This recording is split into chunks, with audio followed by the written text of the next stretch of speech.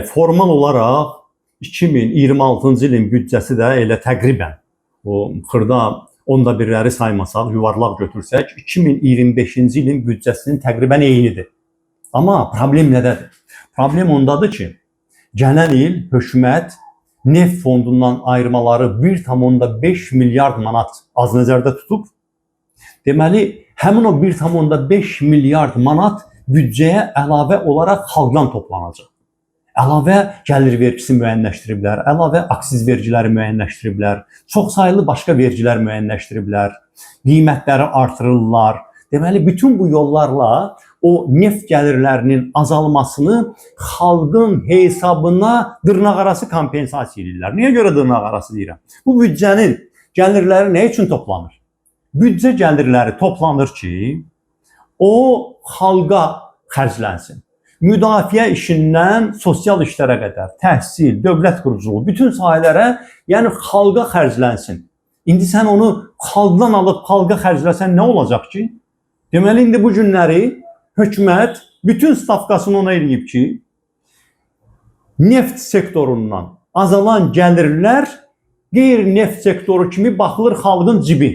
Xalqın cibi bugün Əliyev hökuməti üçün qeyri-neft sektorudur, aparıcı.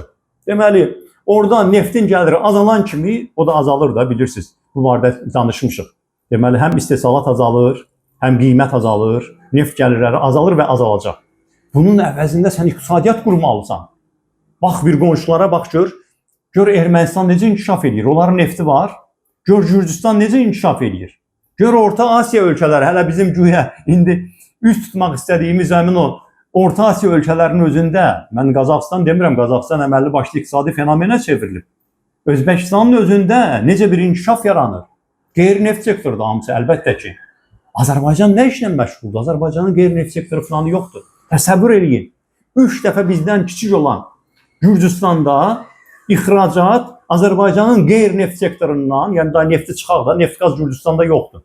Onların bütün iqtisadiyyatı qeyri-neft sektorudur. Azərbaycanın qeyri-neft ixracatından 2 dəfə artıqdır, balaca, 3 dəfə bizdən balaca Gürcüstanın. Budur Azərbaycandakı idarə etmə. Bu yaxınlarda sosial şəbəkəli fəalları çox ciddi müzakirə edirlər.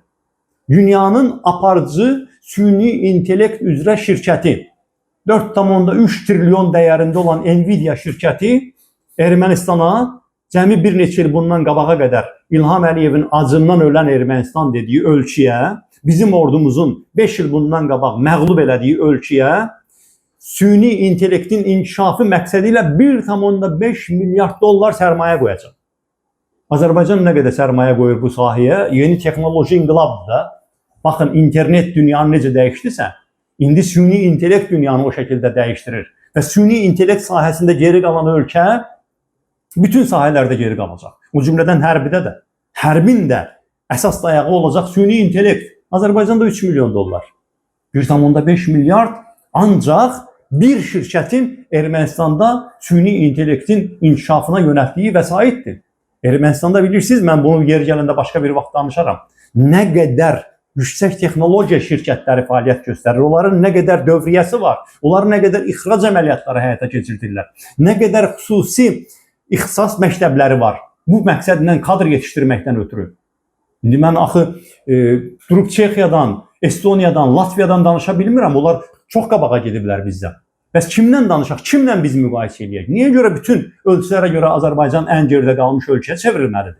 Bunu Azərbaycan hökuməti cavab verməlidir. Amma bunlar nə edirlər? İndi büdcə ilə bağlı, neft gəliri azalır, cəriməni artırır. Neft gəliri azalır, əlavə vergi təyin edir. Neft gəliri azalır, dövlət xidmətlərinin, dövlətin deməli tarif şurasının müəyyənləşdirdiyi qiymətləri qaldırır. Ağlınıza nə gəlirsə onun qiymətini qaldırır. Evini 300-500 manata kiraya verib bir təhər dolanan insanlara əlavə vergilər təyin edir. Deməli, bütövlükdə Azərbaycan xalqının soyulmasından söhbət gedir. Gələn il ona görə də çoxsaylı ixtisarlar olacaq. O işləyən insanlar ki var, onların sayı azalacaq.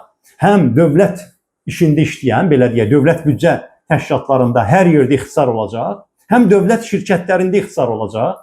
Baxın, Azərbaycanlıların adından Azərbaycanın bütün neftinə, qazına sahib olan və çox təəssüf ki, gündəmimizə bir qayda olaraq yalnız korrupsiya ilə gələn SOCAR çox böyük ixtisar kampaniyası aparır. Özdə görün necə bir ixtisar kampaniyası aparırlar. Çox anti-insani bir kampaniyadır bu. Yaşlaşmış adamları, pensiya yaşına az qalmış, 60'a yaxın, 60'ın üstündə olan adamlar bir neçə ildən sonra pensiya çıxacaqlar və onlar yaxşı pensiya ala bilərlər. Onları indi çıxardılar işdən. Deməli, həm indi güya öz aləmlərində o 20-30 ilini şirkətə vermiş, yüksək ixtisaslı insanlara yük kimi baxırlar, o yükdən xilas olurlar.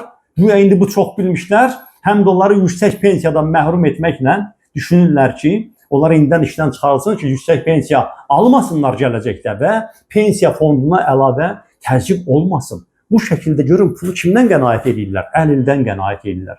Qocalığa görə müavinət alandan qənaət edirlər. Veterandan qənaət edirlər. İşsizdən qənaət edirlər. İşdən çıxartdıqları adamlardan qənaət edirlər. Hərbçidən qənaət edirlər. İndi işdən çıxarılan hərbçilərə verilən müavinəti 50% azaldıblar. Hərbçilərin arasında ciddi ixtisar olacaq. Artıq daha ehtiyac yoxdur hərbçilərə, sən demə. Və yaxşı çıxardırsan işdən düz əməlli kompensasiya ver. Artırmaq əvəzinə kompensasiyanı 50% azaldırlar. Bütövlükdə, bəli, çox təəssüf ki, bu iddia, müstəqil iqtisadçıların irəli sürdüyü iddia tamamilə haqlıdır. 2026-cı il daha çox işsizliklə xarakterizə olacaq. Daha yüksək qiymətlərlə xarakterizə olacaq. Daha yüksək inflyasiya ilə xarakterizə olacaq. Daha çox cərimə, daha çox vergi ilə xarakterizə olacaq. İnsanların həyat səviyyəsinin daha da pisləşməsi ilə xarakterizə olacaq. Çünki Azərbaycanda Azərbaycanlılara xidmət eləmək barədə düşünən bir hakimiyyət yoxdur. Azərbaycan hakimiyyətinin əsas və yeganə prioriteti necə eləyək ki, daha çox hakimiyyətdə qala bilək və xalqın varidatı hesabına daha çox varlana biləcəkdən ibarətdir.